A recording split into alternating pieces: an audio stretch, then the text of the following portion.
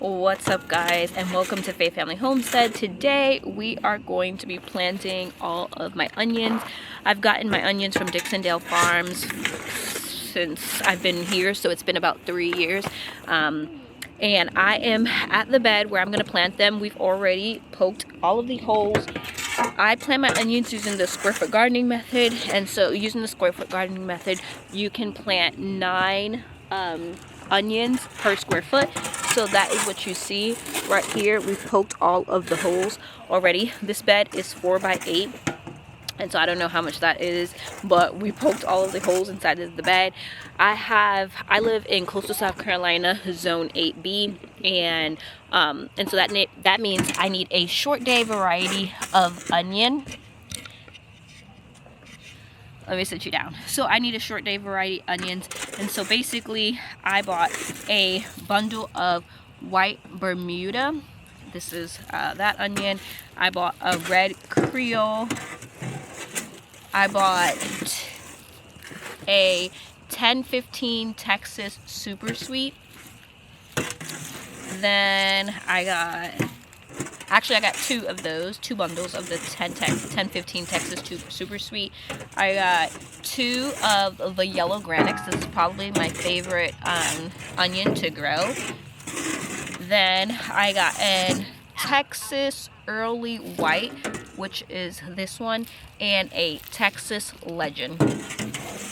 Like I said, my most favorite to grow is this yellow granix, and then this 1015 Texas Super Sweet, which is why I got 2 bundles of those and 1 of everything else. But all of these are short day varieties, so they will do great in our zone. I did opt to send them, you can have them send it to you early, or you can have them send it to you when they say it's good for your growing zone. And so for my growing zone, they say that it's good to plant your onions around January 20th, and so they sent this out last week.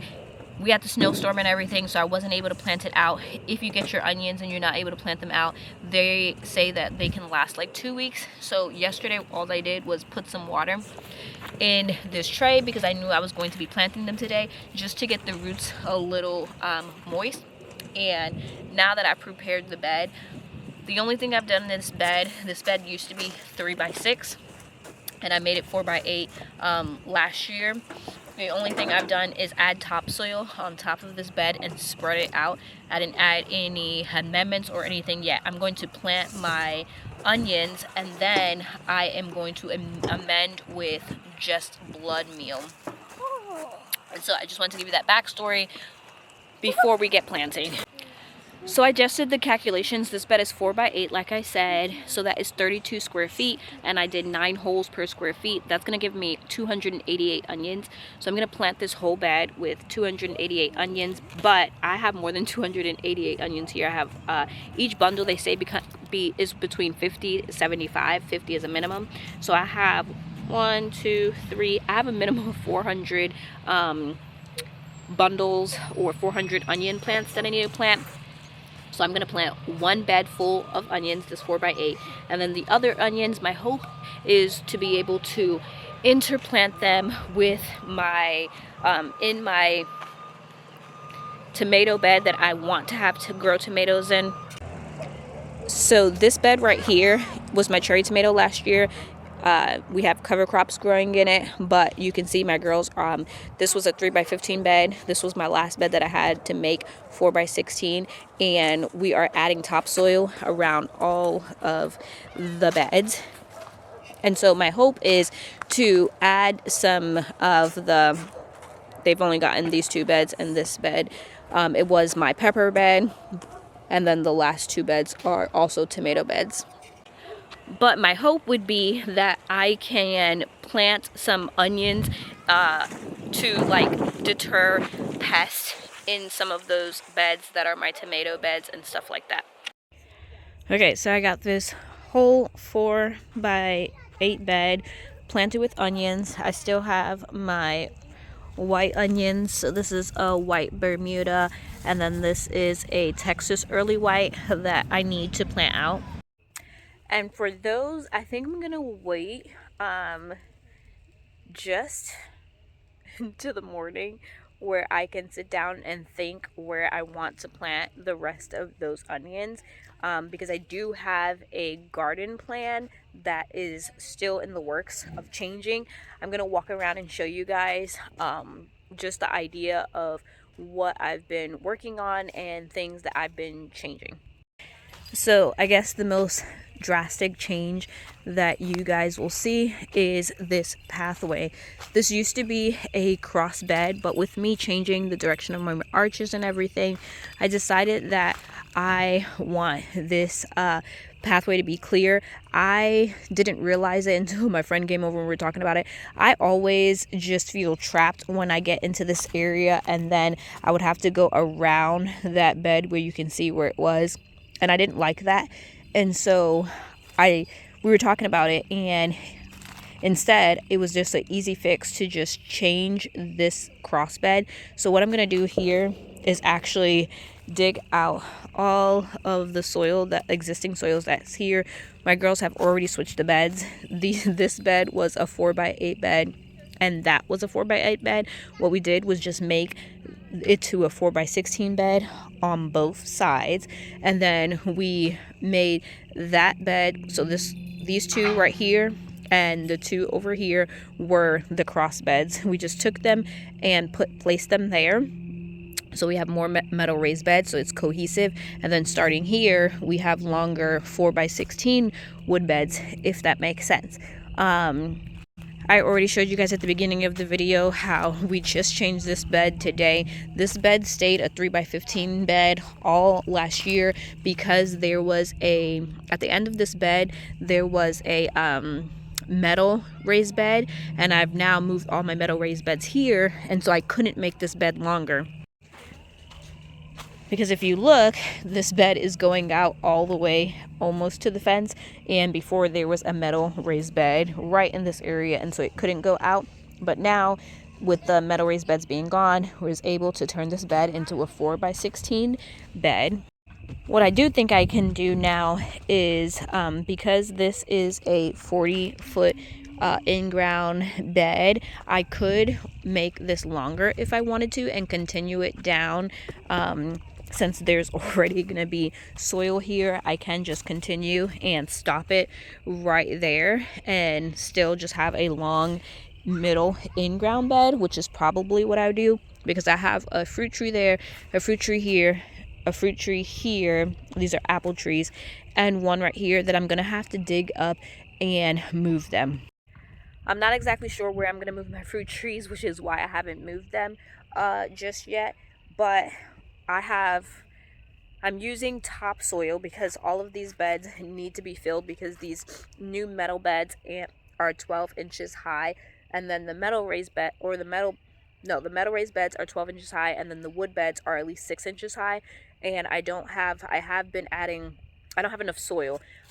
So we've been adding like logs, we've been adding sticks, twigs, all of the things, as well as leaves, but we've basically, for example, added as much as we could, and now the tops just need to be filled with soil. And so that is what my girls are working on as we speak. They're getting soil out of the pickup truck right now. They're putting soil in that bed that I'm gonna have to be my summer squash bed. This is the only bed that I'm thinking about not adding soil on top, and that is because I already have bachelor buttons growing in here, and so I am just thinking about filling the sides, and like right here and like right here, and then leaving the soil at the depth that it is, so that I don't have to bury my bachelor buttons, because this is going to be a flower bed anyway. And so since I threw bachelor buttons in here, I might as well just leave them so they can flower for me. I'll give you a different angle of what I'm talking about. So I'm thinking about just stopping the in-ground bed right here, so it would be a long in-ground bed, and then just having the sides clear on both sides, and it would be a clear pathway all through here, which I think is going to be so much better, especially with the hoops. This was a lot of hard work, but I'm so glad that I thought about this and got it done before springtime, because when springtime has come, I would have been really, really upset having to walk around that bed. And so I'm glad that we freed up the space and changed it into what we were thinking, and it came out really great. The sun has came out. It is a nice day. I think the high is like 60 something. I can't really remember, but it feels amazing outside. We're gonna be outside all day. It's already 1 p.m. and we've already accomplished a lot. As you can see, going down, starting from the front of our garden, we have been working on flattening what used to be the cross bed all morning. What we're gonna do is continue this in-ground bed. So I need to order more of this. I only had a little bit left because that is what's keeping the soil in, and I don't have enough for it to continue all the way down. And so this whole pathway, what we've been doing is digging the soil so that this will be a pathway, as well as this will be a pathway. And so I left the soil in the middle. There was a tree here, but what I did was plant it over there. That's a Granny Smith apple tree, I believe. And I just dug out the soil that was on the sides and made this smaller. And I been putting the soil in each side of the beds. What my girls are doing now are they're adding topsoil to the middle of the beds and the end of that bed where this soil wasn't enough.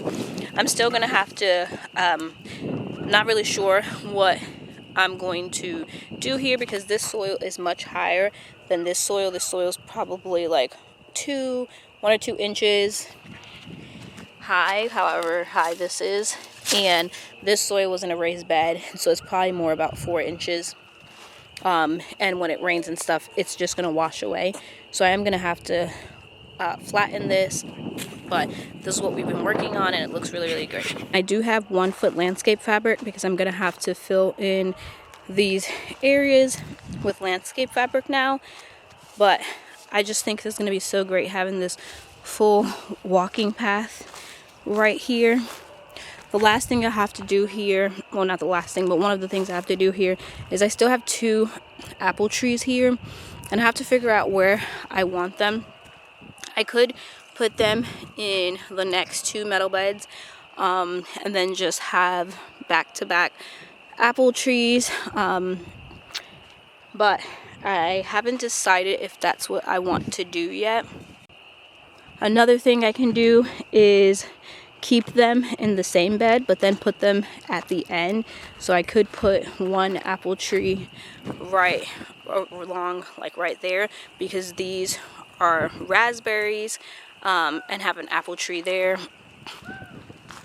And then put another apple tree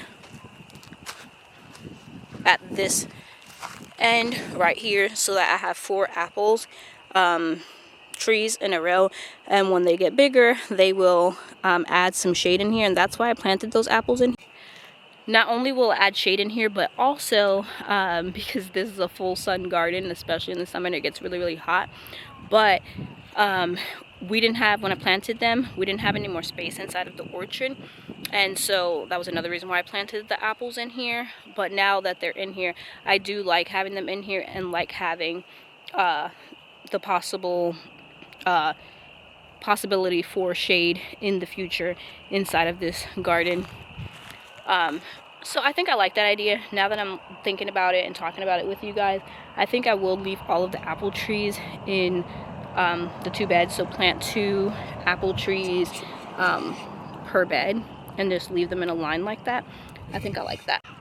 But one of the things with having this longer pathway, now I can add in more arches, because originally I was only going to have, this wasn't long enough because these were only 8 feet beds, but now I can have an arch here and an arch in that bed. For me, thinking about arches and having stuff growing on them is definitely for the possibility when summer comes, because like I said, it's a full sun garden. It gets so hot in here, and one of the things I liked last year with having my trellises, my bean trellises, was that it provided so much shade when it was super hot in the summer. And so I think having more arches, especially walking down the pathway, is going to be great, because the sun rises right above these trees, and so then it sets right across, and so it will provide shade for this garden, which is going to be amazing for me. And then not only that, but then also I'm going to have lots of vertical growing space, which is going to save space inside of these gardens. And while I've been working on that, what the girls have been working on is filling these beds. Last year when they were 3 by 15, I changed them to 4 by 16, but I never added in the foot of soil, and so that's why you see only the greens growing in the middle. So what they're doing in each bed is adding topsoil around the sides. This was my pepper bed, and so we just went ahead and added topsoil and flattened it along the whole top. But then again, another tomato bed, and I just had them flatten all of the winter peas and add soil all along the sides, going straight to the back. This one needs some more soil, so they're still working out here. I don't want to leave these beds just bare, and so I'm thinking about running to my farm store and getting some straw to cover those beds, because like I said, that's going to be my pepper bed. I'm not planting peppers for at least another 2 months, and so I definitely don't want to keep that soil uncovered. Same thing with my tomato beds. I had thought about interplanting some onions or something like that in between them, but I have my onions now, and we're still working on filling the beds, so I don't think that's going to be a possibility, but I don't want to leave this soil uncovered. And so the two options I thought about was planting some more winter peas as a ground cover and letting it cover the remaining spots, so really the edges of the bed. But then for my pepper bed, just like planting the whole thing with winter peas.